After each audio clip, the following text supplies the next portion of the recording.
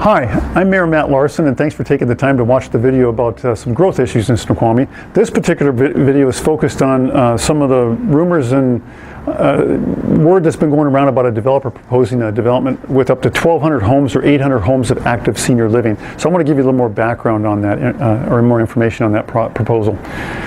The location of that, as you can see on the map here, is in the highlighted areas just south of the Parkway in the central part of the Snoqualmie Ridge. This is an area that is in what's called our urban growth area. I really encourage you to go to the Part 1 series I did on growth and economic development to understand more about growth management issues and what UGAs or urban growth areas are, to understand how this area is different.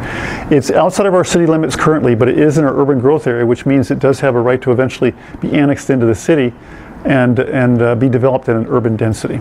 It's currently comprised of about 35 property owners on larger one home per acre or one home per 5 acres lots. So the proposal, we've recently had a developer come forward with a proposal to build on these lots, or they're trying to gather together the 35 landowners. This is something that the city this has not been part of our strategic plan or something that we initiated. We're simply responding and doing our job responding to a developer. They're trying to basically coordinate all the 35 landowners to get at least 60% to agree to an annexation. It would involve about 260 acres of land out there, of which on 225 acres they would develop 800 age-restricted units, and on another 35 acres about 400 additional units over commercial and retail purposes. And again, this is all uses and a proposal design presented by the developer, not the city. This isn't something we pursued, wasn't part of our strategic planning. It would be built in 3 or 4 phases over about 10 or 12 years, and again, it's restricted housing. So here's a little bit of a zoom up on that area. This is just a real rough concept of where maybe some collector roads might go through, punching through the end of Douglas Street that goes to the business park, and also two alternative access points off of the Parkway. One, teeing off the Woody Creek neighborhood by the Fisher Creek Park, and then an access down Southeast 80th down into downtown Snoqualmie directly, and another alternate backdoor route potentially up by the casino, so folks have an alternative route to get to I-90 on North Bend Way.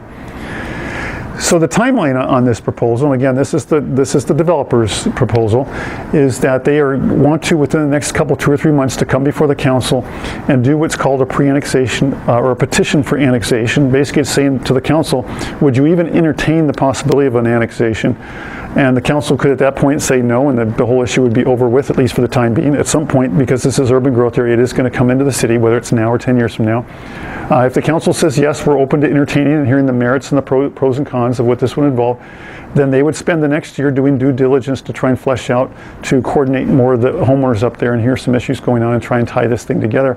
And then come before the council about this time next year to do an actual annexation and bring it into the city.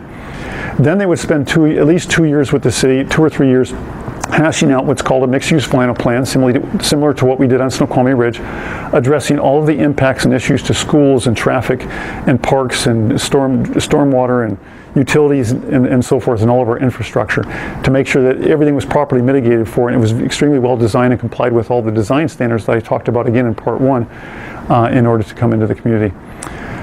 And then the actual building wouldn't start until about 2021.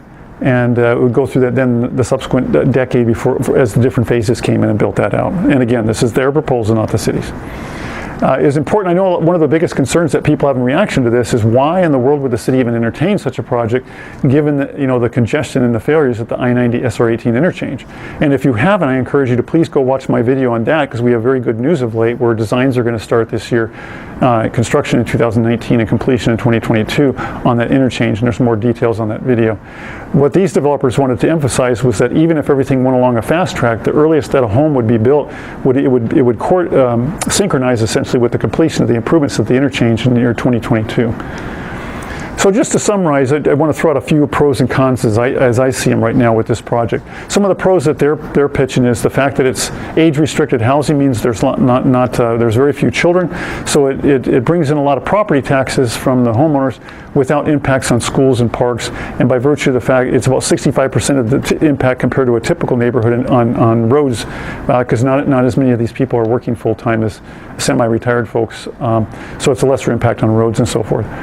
The cons, as I see, is one of the biggest obstacles right now is we have warned this group, proceed at your own risk, because we don't have a water right to service this right now.